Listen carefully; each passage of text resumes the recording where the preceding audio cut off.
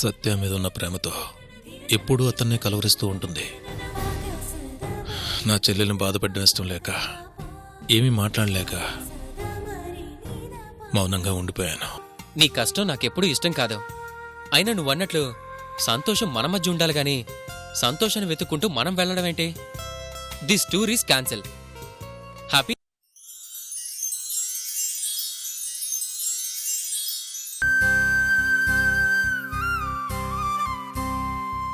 అమ్మంత గొప్పగా ఎవరు ఆలోచించలేరు.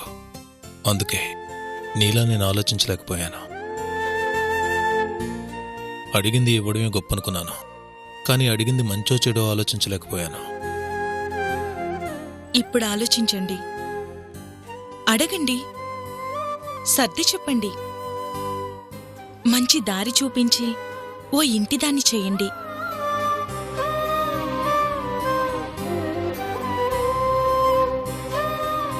ఊర్మిళ ఈ ఇంటి ఆడపడుచు. తను అవమానపడిందంటే ఆ అవమానం మనకి కూడా. అందుకే ఇంత ఇదిగా చెప్తున్నాను.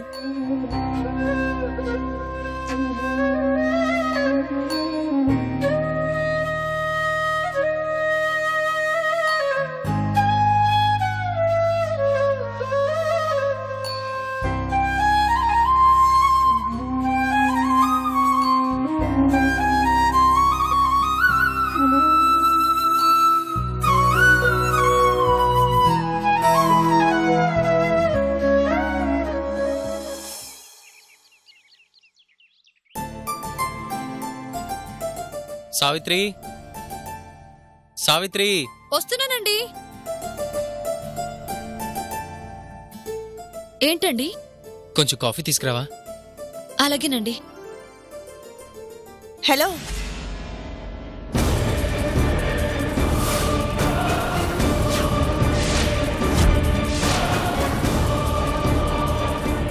లోపలికి రావచ్చా? నువ్వేంటి ఇక్కడ? మళ్ళీ ఎందుకొచ్చావు?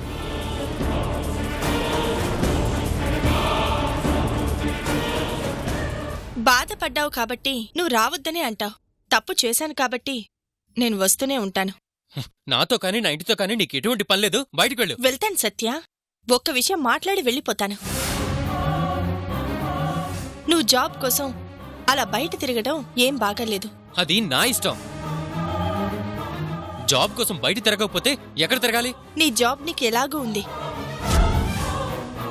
మళ్ళీ జాబ్ వెతుక్కోవాల్సిన అవసరం ఏంటి? నిన్నే వద్దనుకున్నాక నీ జాబ్ ఎవడికి కావాలి? నువ్వు ఆ విధంగా నా మీద కోపడటంలో తప్పులేదు. నేను గతంలో చేసిన తప్పలాంటిది. నా తప్పులు నేను తెలుసుకున్నాను. నాకు ఒక్క అవకాశం ఇవ్వు సత్య. నేను చేసిన తప్పులు సరిదిద్దుకుంటాను. అవసరం లేదు. నీకు అవకాశం ఇవ్వడం అంటే మా నాశనాన్ని మేమే నీ చేతుల్లో పెట్టినట్టు. ఎప్పుడు ఒకేలా ఉంటావా సత్య? నేను మారానో లేదో అవకాశం ఇచ్చి చూస్తేగా తెలిసేది. మీ పరిస్థితుల్లో కావడానికి కారణం నేను. మళ్ళీ నువ్వు పాత మనిషివి కావాలి. అందుకే మన ఆఫీస్కి రా. ఈసారి మేనేజర్గా కాదు, మన కంపెనీకి ఎండీని చేస్తాను. ఏ పోస్టు నాకు అవసరం లేదు. నువ్వు మళ్ళీ మళ్ళీ నా ఇంటికి రాకుండా ఉంటే చాలు. ప్లీజ్ సత్య, నువ్విలా నన్ను క్షమించకపోతే నేను ప్రశాంతంగా బ్రతకలేను. సావిత్రి, తనను బయటికి పంపించేయ్. సత్య,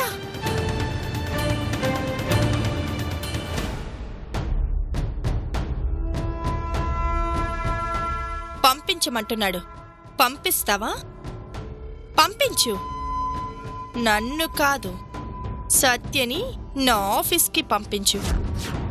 తనకి ఏం చెప్తావో ఎలా చెప్తావో నాకు తెలీదు. సత్య నా ఆఫీస్కి రావాలి. నువ్వే రప్పించాలి.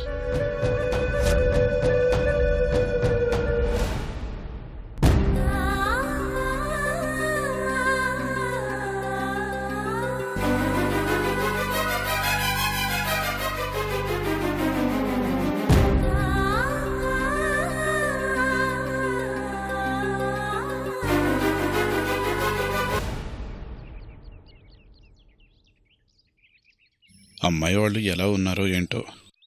వచ్చిన దగ్గర నుంచి ఫోన్ కూడా చేయలేదు. ఒకసారి ఫోన్ చేద్దాం.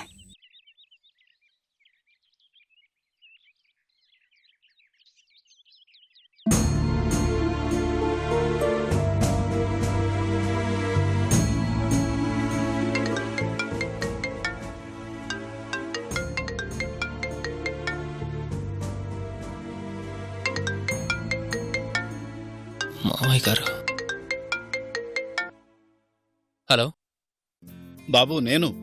మామయ్య గారు బాగున్నారా? బాగున్నాం బాబు. బామ్మగారు ఎలా ఉన్నారు? ఇబ్బంది ఏం లేదుగా?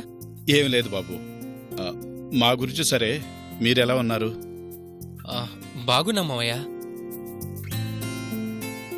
టూర్ బాగా జరుగుతుందా బాబు? బాగా జరుగుతుంది మావయ్య. కొత్త మనుషులు, కొత్త ఊళ్ళు, మాకు చాలా సరదాగా ఉంది. అందుకేగా బాబు వద్దన్న మిమ్మల్ని బయటికి పంపించింది. అక్కడ మీకేం ఇబ్బంది లేదుగా? ఏం లేదు మావయ్య. టూర్ అంటే ప్యాకేజ్ కదా, మొత్తం అంతా వాళ్లే చూసుకుంటారు. ఇంకా ఇబ్బంది ఏముంటుంది? సరే బాబు, వెళ్ళిన తర్వాత ఫోన్ చేయలేదు కదా, ఎలా ఉన్నారో ఏంటో అని చేశాను. ఉంటాను. అదేంటి మావయ్య, సావిత్రితో మాట్లాడరా? నీతో మాట్లాడాక ఇంకా తనతో మాట్లాడేదే ఉంటుంది బాబు. అమ్మాయిని అడిగానని చెప్పండి. ఉంటాను బాబు. సరే మావయ్య.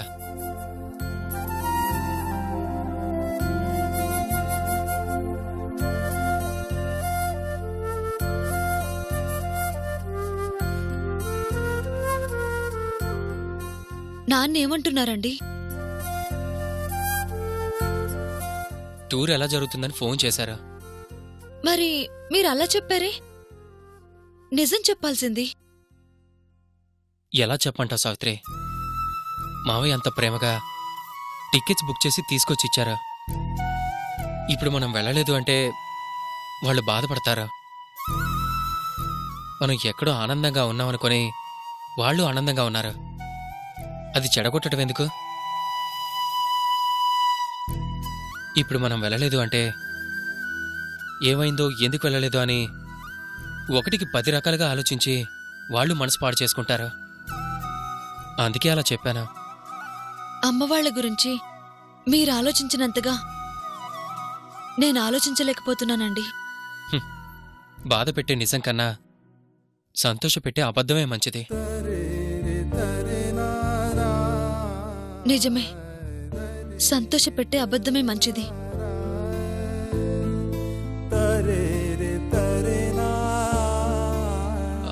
సావిత్రి, ఏంటి అలా ఉన్నావు? అబ్బే ఏం లేదు, ఉండండి కాఫీ తెస్తాను.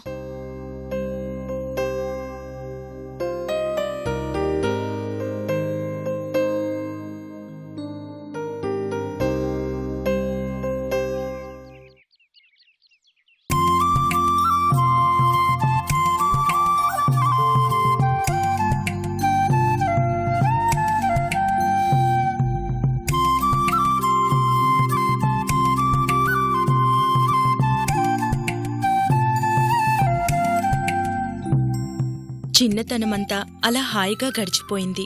ఆ తర్వాత కాలేజ్ కోసం తిరువనంతపురంలో జాయిన్ అయ్యాను. సో మొత్తం చదువంతా కేరళలోని చదువుకున్నారన్నమాట. అవును. మరి మీ పేరెంట్స్ వాళ్ళు?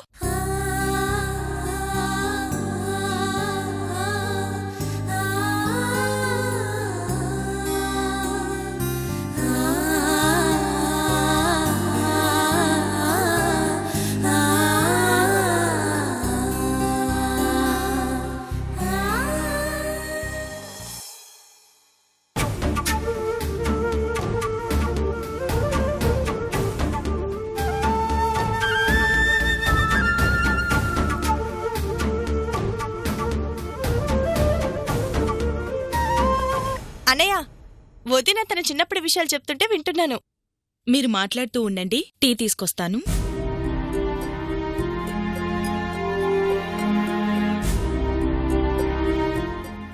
ఏంటన్నయ్య అలా ఉన్నావు? నీతో ఒక విషయం మాట్లాడాలమ్మా. చెప్పన్నయ్యా. కొత్త విషయం ఏం కాదమ్మా. కొన్ని పాత విషయాలు మర్చిపోతే అవి కొత్త విషయాలుగా మారుతుంటాయి.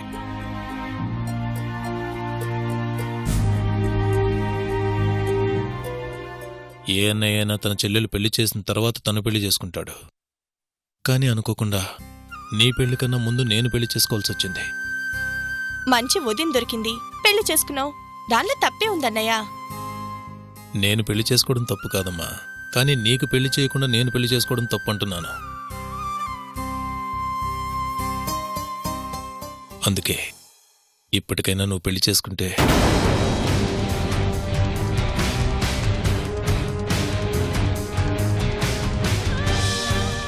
ఇప్పుడు అన్నయ్య మీద నేనెందుకు సీరియస్ కావాలి? ఎలాగో సత్య నా వాడు కాబోతున్నాడు. ఆ విషయం తెలియక అన్నయ్య మాట్లాడితే సీరియస్ అయ్యి నేను చెడ్డదాన్ని కావడం ఎందుకు? Cool Urmila, cool. నాకు తెలుసమ్మా, పెళ్ళైన నాకు మళ్ళీ పెళ్ళేంటి? సత్య నా భర్త కదా అంటావు, అంతేగా? నీ మెడలో నువ్వే తాళి కట్టుకుని అది పెళ్ళి అనుకుంటే ఎలా చెప్పు? నువ్వు అనుకుంటుంది బొమ్మల పెళ్ళమ్మా. అది చిన్నపిల్లలు ఆడుకోవడానికి బాగుంటుందమ్మా. పెద్దయ్యాక అది పెళ్ళి అంటే అది ఆట కాదు, జీవితం. నువ్వు ఏ ఆటైనా ఆడుకో, ఎవరితోనైనా ఆడుకో, కానీ నీ జీవితంతో మాత్రం ఆడుకోవద్దు. నీ మాట ఎప్పుడూ కాదని నీ అన్నయ్య కాదు అంటున్నాడంటే అర్థం చేసుకోమా. పీటల మీద పెళ్లి కొడుకేడంటే ఫోటో చూపించావు. రేపు నలుగురు మీ బావేడని అడిగితే ఫోటో చూపించలేం కదమ్మా.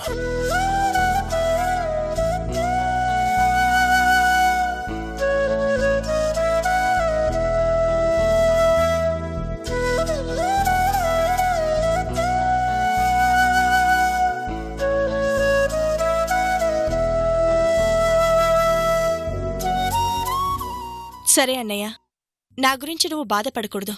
నువ్వు చెప్పినట్టే వింటాను. కానీ నాకు కొంచెం టైం కావాలి. తీసుకో ఊర్మిళ, ఎంత టైం కావాలన్నా తీసుకో. నీ ఇష్టాన్ని కాదనడం ఆయన ఉద్దేశం కాదు. నువ్వు ఓ ఇంటిదానివైతే చూడాలన్నదే మా ఆశ. తప్పకుండా నీ కోరిక తీరుస్తాను వదినా, అది తొందరలోనే.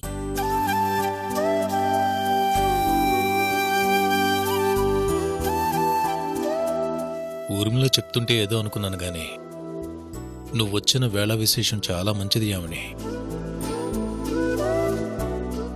చెప్పడమే తప్ప వినడం ఏంటో తెలియని నా చెల్లెలు మొట్టమొదటిసారిగా నేను చెప్పింది విని సరే అంది.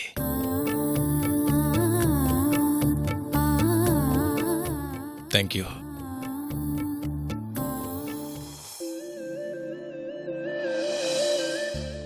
ఏవండి, కాఫీ.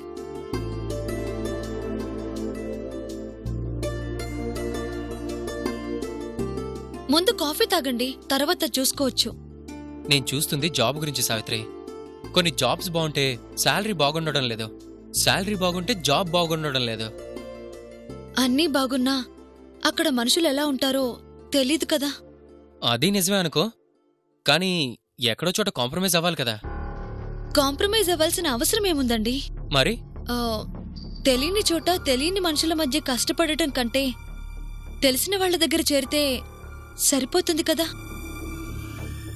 మనకి తెలిసిన వాళ్ళు ఎవరున్నారు సావిత్రి?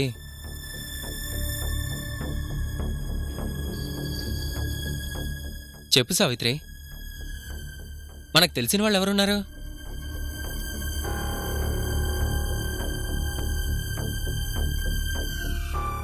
నీకలా ఎవరి దగ్గరైనా చేస్తే బాగుంటుంది అనిపిస్తే చెప్పు. నీ మాట కాదనుకుంటే అలాగే చేస్తానా? అంటే నేను చెప్పేది మీకు కోపం రావచ్చు, కానీ ఆలోచించి చూడండి. నువ్వు చెప్తే కోపం ఎందుకు వస్తుంది సావిత్రి? చెప్పు చెప్పు సావిత్రి. అది ఊర్మిళ తన ఆఫీస్లో జాయిన్ అయితే ఎండీని చేస్తానంటుంది కదా, అక్కడే జాయిన్ అవ్వచ్చు కదా.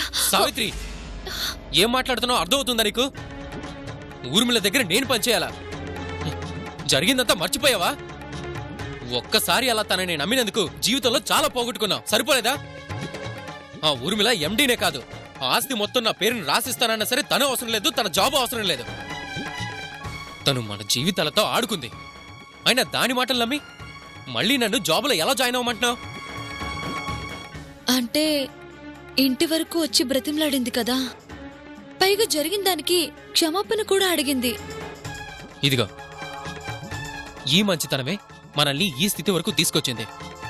అయినా మంచితనం మంచి వాళ్ళ దగ్గర చూపించాలి, కానీ అలాంటి వాళ్ళ దగ్గర చూపిస్తే మన మంచే మనకి చెడవుతుంది. ఊర్మిళ అంత మంచిగా వచ్చి మన దగ్గర నటిస్తుంది అంటే మళ్ళీ ఏదో డ్రామా ప్లే చేస్తుంది. ఈ డ్రామా వెనుక ఖచ్చితంగా మనకి ఏదో ప్రమాదం ఉండే ఉంటుంది.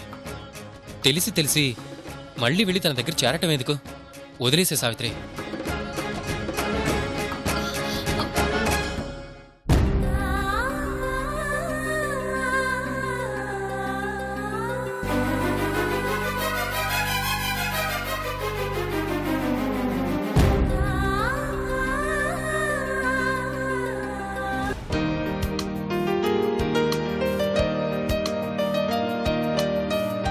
ఏం రఘురామయ్య గారు బాగున్నారా? నమస్కారం, బాగున్నానండి. మీరెలా ఉన్నారు? బాగున్నానండి. ఆ మధ్య కాస్త చిక్కినట్టున్నారు. ఇప్పుడేంటి బాగా హుషారు కనిపిస్తున్నారు? మీకు తెలియందేముంది, అప్పుడు అమ్మాయి విషయంలో బాగా ఇబ్బందులు పడ్డాం.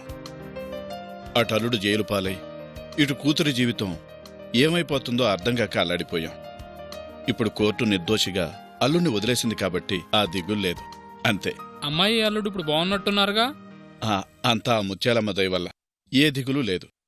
కష్టాలన్నీ తీరిపోయి హాయిగా ఉన్నారు. ఆ విషయం నిన్న అమ్మాయిని అల్లుడిని చూస్తే అర్థమైందండి నాకు. చూశారా? ఎక్కడా? చిన్నోడు హైదరాబాద్లో ఇంజనీరింగ్ చేస్తున్నాడుగా. నిన్న హైదరాబాద్ వెళ్తే వాళ్ళిద్దరూ ఎటేలతో కనిపించారు. పలకరిద్దాం అనుకున్నానండి, కానీ కుదిరి చావలేదు. అమ్మాయిని అల్లుడిని చూశారా? ఎవరిని చూసి ఎవరనుకున్నారు? ఇది మరీ బాగుందండి. మీ అల్లుడు నాకు కొత్త ఏమో కానీ మన సావిత్రి నాకు తెలుసు కదా. ఎవరినో చూసి సావిత్రి అనుకోవటం ఏంటి? కళ్ళారా చూసా. మన సావిత్రే, ఆమె భర్తే. ఆయన విడిపిస్తాను అంటే ఏ నిర్ణయమైనా తీసుకుంటాను. సింపుల్. సత్యని మర్చిపోవాలి. అలా చేసావంటే నువ్వు కోరుకున్నట్టే సత్యని విడిపిస్తాను. మధువే కాదు, మీరు పిల్లలు కూడా సుఖంగా ఉండాలి. అందుకని నా ప్రేమను అర్థం చేసుకోండి. సత్యని మర్చిపోతానని ఆ దేవుడి సాక్షిగా సత్య మీద ప్రమాణం చేసి మన ఒప్పందాన్ని ఎవ్వరికి చెప్పనని ప్రమాణం చేయి.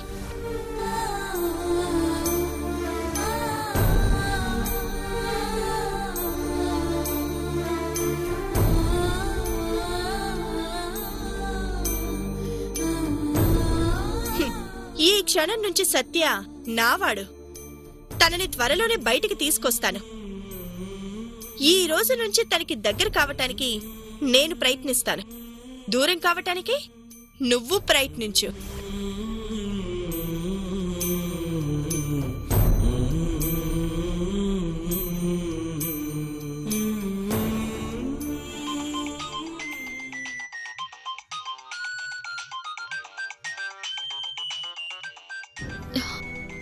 నాన్న ఏం చెప్పాలి?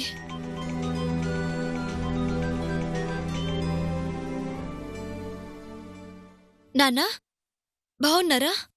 బాగున్నానమ్మా. అమ్మ ఎలా ఉంది? నాన్నమ్మకి ఎలా ఉంది? అందరూ బాగున్నారమ్మా. నాన్నమ్మకోసారి ఫోన్ ఇవ్వు నాన్న. నేను పొలం దగ్గర ఉన్నానమ్మా. ఇంటికి వెళ్ళాక మాట్లాడిస్తాను గాని మీరెక్కడున్నారమ్మా? అదే నాన్న, టూర్కొచ్చాం కదా, హోటల్లో ఉన్నాం. ఏమ్మా, కొత్తగా అబద్ధాలు కూడా చెప్తున్నావా?